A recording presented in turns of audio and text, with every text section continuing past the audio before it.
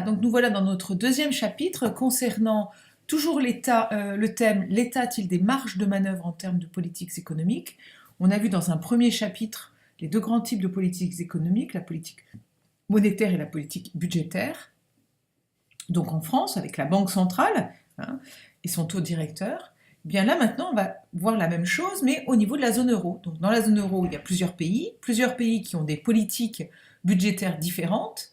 Par contre, on a une monnaie unique, qui est l'euro, avec une seule banque qui s'appelle la Banque centrale européenne. Donc dans un grand 1, nous allons voir comment ces politiques sont coordonnées, puisqu'il y a des situations économiques diverses, des politiques budgétaires diverses suivant les États.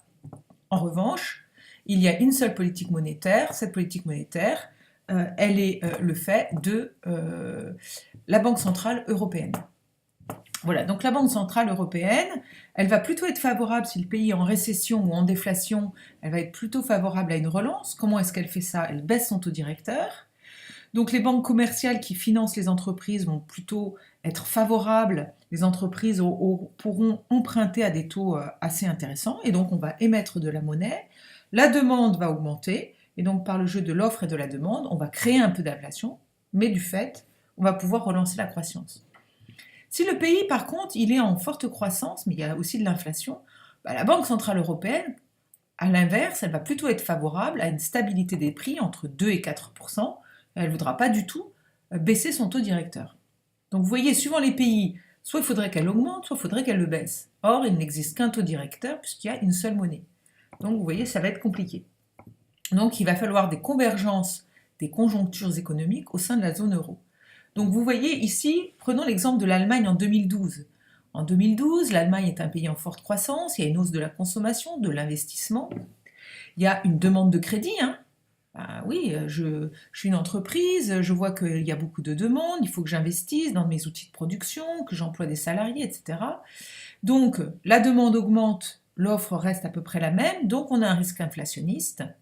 Et donc la Banque centrale, qui ne veut pas qu'il y ait trop d'inflation, va hausser ses taux directeurs.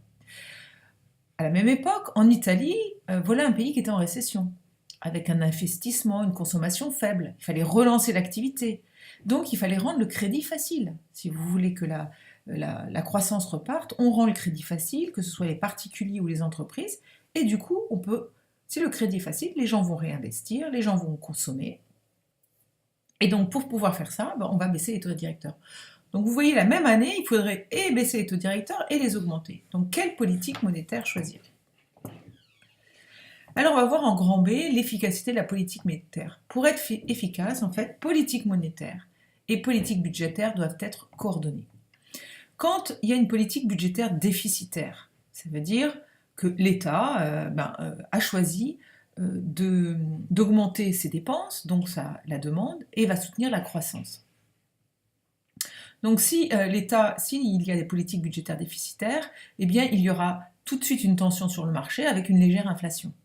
L'objectif de la BCE étant la stabilisation des prix, eh bien elle va refuser de diminuer son taux directeur tant que les gouvernements n'auront pas assuré la maîtrise de leur déficit budgétaire. Et c'est pourquoi vous entendez beaucoup dans l'actualité qu'on va chercher des politiques de stabilisation en contrepartie d'un bas taux d'intérêt directeur.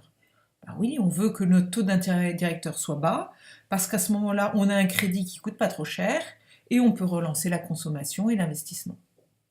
Donc l'objectif de la BCE, ça va être de dire OK pour baisser le taux d'intérêt directeur, mais à condition que les États aient des politiques de stabilisation et des politiques extrêmement précises concernant leur budget, que leur budget ne soit pas systématiquement déficitaire. Dans ce cas-là, la BCE peut soutenir la croissance par une politique monétaire. Donc, si on partage la même monnaie, l'idée c'est de dire, du coup, il faut qu'on partage les conséquences de nos décisions budgétaires. Si j'ai des budgets extrêmement déséquilibrés, je vais avoir des tendances plutôt inflationnistes, et la BCE ne voudra pas baisser ses taux directeurs.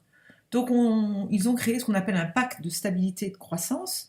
Il y a même eu l'instauration d'un traité de stabilité qui est plus contraignant, parce qu'un traité, il faut vraiment s'y référer, avec 3 grandes règles principales. La première grande règle, il faut que le déficit public soit inférieur à 3% du produit intérieur brut. Donc ça, c'est valable pour tous les États au sein de l'Union européenne, qui ont la monnaie unique. Il faut que la dette publique ne dépasse pas 60% du PIB et il faut viser l'équilibre budgétaire. À cette condition, on pourra avoir une coordination entre pays pour notre politique monétaire. Alors comment on finance le déficit budgétaire? Donc vous voyez, le déficit public, il cherche, vous voyez, à passer, donc déficit des administrations publiques en Europe, au sens de Maastricht, depuis 2009, vous voyez, il y a eu un vrai travail de l'ensemble des États pour diminuer sous la barre des 3%, le déficit public.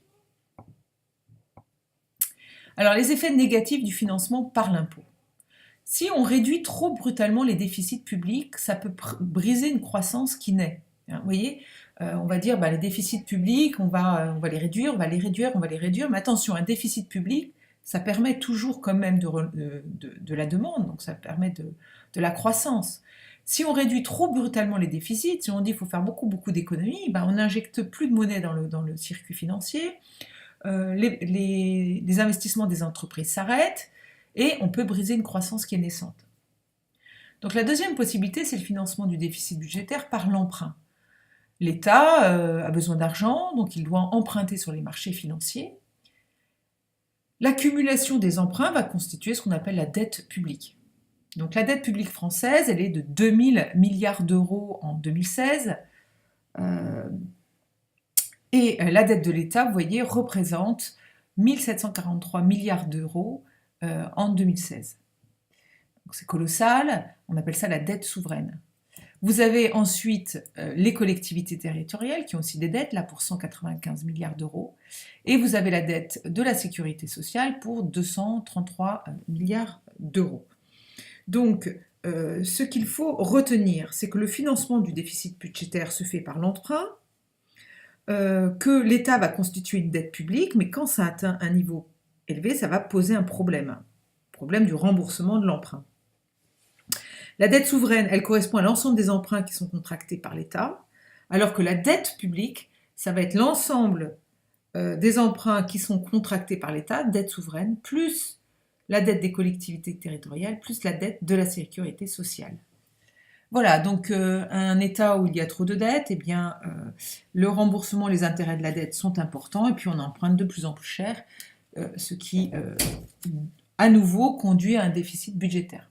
Voilà, maintenant, vous pouvez passer à votre quiz pour valider un peu votre connaissance sur les contraintes qui pèsent sur les politiques économiques de la